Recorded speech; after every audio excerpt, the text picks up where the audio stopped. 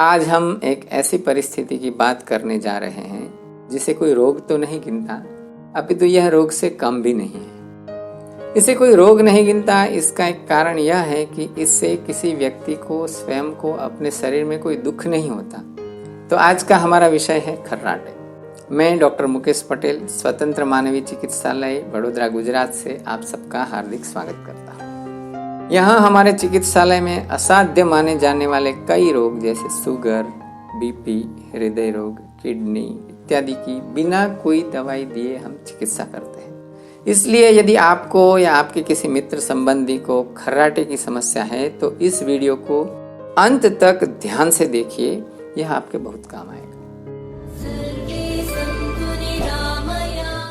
खर्राटे के दो कारण हैं। प्रथम, खर्राटे के कारण में एक मोटापा भी है।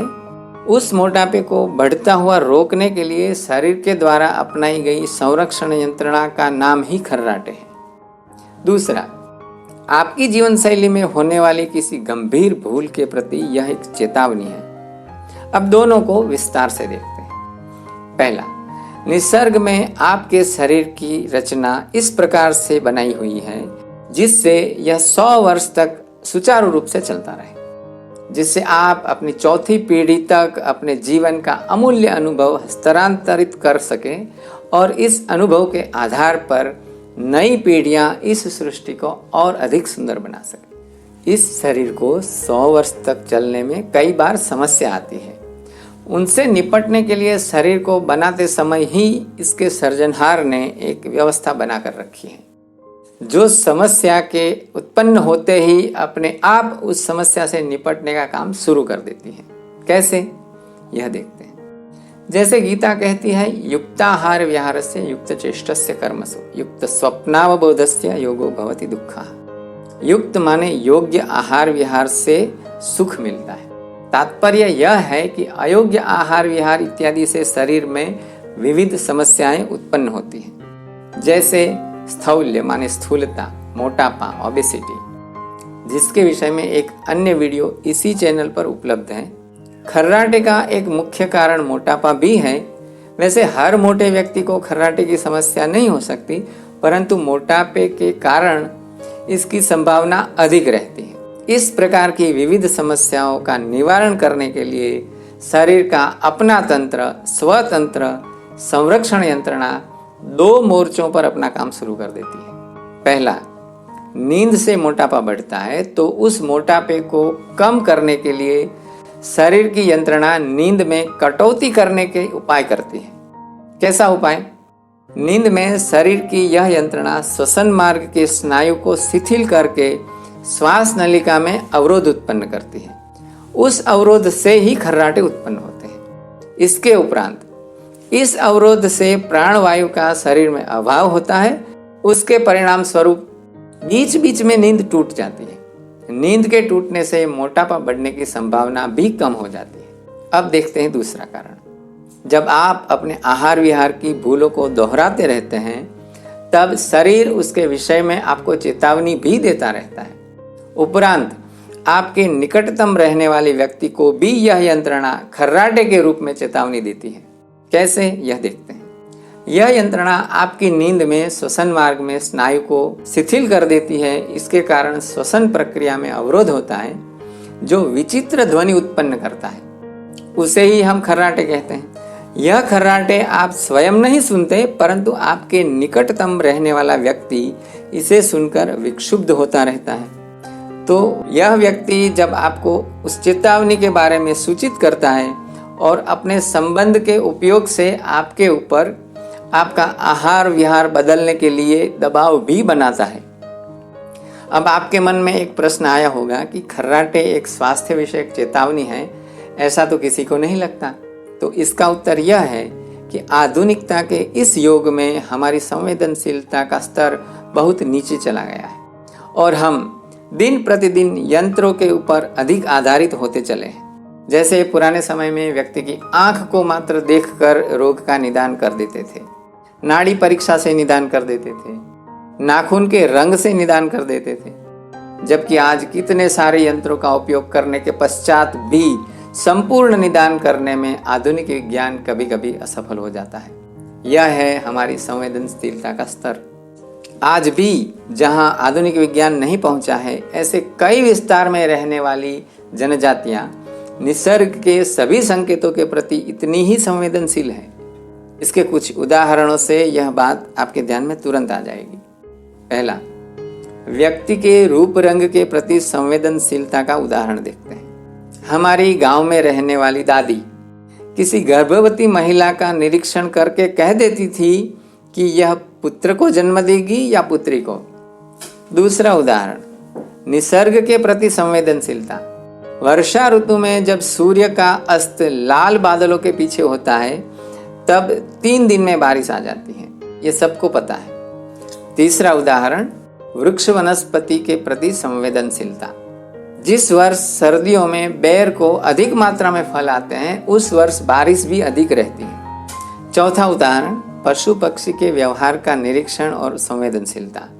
टिटहरी नामक एक पक्षी जिस वर्ष अपना घोंसला किसी नीची धरती पर बनाता है, उस वर्ष बारिश कम आती है, यह सभी जनजातियां जानती हैं। पांचवा उदाहरण, छोटे जीव जंतु के व्यवहार का सटीक निरीक्षण। चींटियां जब अपने अंडे लेकर स्थानांतर करती दिखाई देती है, उसके 24 घंटे के भीतर बारिश आ जाती है, ऐसा छोटे गांव में सबको पता है। छठा उदाहरण, चंद्र का मनुष्य के मन पर प्रभाव जो होता है, उसका निरीक्षण। चंद्रमा मनसो जातः, ऐसा पुरुष सूक्त में वर्णन है, जिसका अर्थ यह है कि चंद्र और मन का अति घनिष्ठ संबंध है। पूर्णिमा के दिन मानसिक रोगियों की स्थिति कुछ अधिक ही बिगड़ी हुई रहती है। मानसिक रोगियों के लिए अंग्रेजी शब्द लुनाटिक की उत्पत्ति लुनार शब्द से है, जिसका अर्थ चंद्र होता है। आज भी वनवासी अनपढ़ लोग चांद्र कैलेंडर का ही अनुसरण करके अपने जीवन में निसर्ग के तालमेल को बनाए रखते हैं, जबकि आधुनिक लोग तो चंद्रमा की आज की तिथि ही नहीं जानते।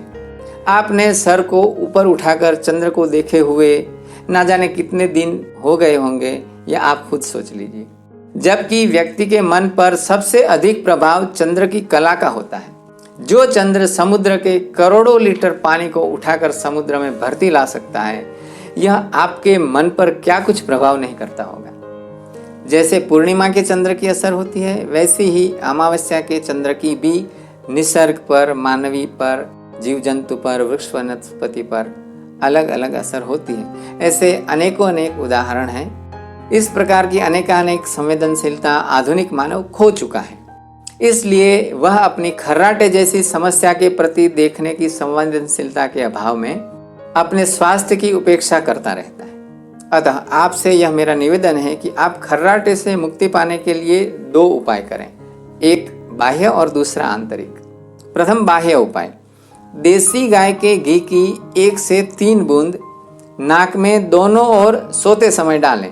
ध्यान रहे कि घी देसी गाय का ही होना चाहिए, गाय का देसी घी नहीं, क्योंकि कथित स्वदेशी कंपनियां देसी शब्द को आगे पीछे कर देती है और आपको भ्रम में डालकर विदेशी गाय का घी बेच देती है। इसका निष्कर्ष आप इसकी कीमत से भी लगा सकते हैं, क्योंकि देसी गाय बहुत कम दूध देती है, तो इसकी लागत ही आज के दर से 1800 रुपये प्रति किलो पड़ती है।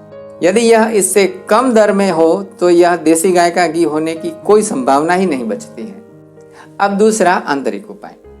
प्रथम प्रश्न, क्या लेना है? आधा चम्मच अदरक का रस, 1 चम्मच जामुन के पत्ते का रस, 1 चम्मच करी पत्ते का रस, 1 चम्मच आंवला रस अथवा 2 चम्मच आंवला पाउडर। चारों को मिलाकर 1 चम्मच मधु, शहद, हनी के साथ लेना है। इसके बाद अपने प्रिय किसी भी फल का 1 कप रस पी लें। दूसरा प्रश्न, कब लेना है? सवेरे उठने के पश्चात तुरंत, और इसके हर 2 घंटे बाद 3 बार लेना है। माने आप सवेरे 5 बजे उठते हैं तो 5 बजे, 7 बजे और 9 बजे लेना है। तीसरा प्रश्न, सवेरे नाश्ते में व भोजन में क्या लेना है? सवेरे के नाश्ते में इसके सिवाय कुछ भी नहीं लेना है। 3 बार यह लेने के पश्चात 2 घंटे बाद माने 11 बजे के बाद उबले हुए आलू को तड़का लगाकर खाना है। मात्रा आप इच्छा अनुसार रख सकते हैं। तड़का आप घी या कोई भी तेल का लगा सकते हैं। मिर्च मसाले आप इच्छा अनुसार डाल सकते हैं। यही आलू ही आपका दोपहर का भोजन है। इसके सिवाय भोजन में और कुछ भी नहीं लेना है। सांझ का भोजन आप जो करते हैं कर सकते हैं। अतः आपसे मेरा निवेदन है कि यदि आपको इस वीडियो की माहिती रुचिपूर्ण लगी हो तो आप इस वीडियो को अपने सभी व्हाट्सएप ग्रुप तथा फेसबुक पर शेयर करें, जिससे यह माहिती ऐसे व्यक्ति के पास पहुंचे जिसे इसकी सही मायने में आवश्यकता हो, और इस माहिती का उपयोग करके किसी व्यक्ति को सुखी करने में निमित्त बनकर मार्ग दिखाने का पुण्य भी आप प्राप्त कर सकें। आप सबके स्वास्थ्य की शुभकामना करते हुए सर्वे संतु निरामया। धन्यवाद।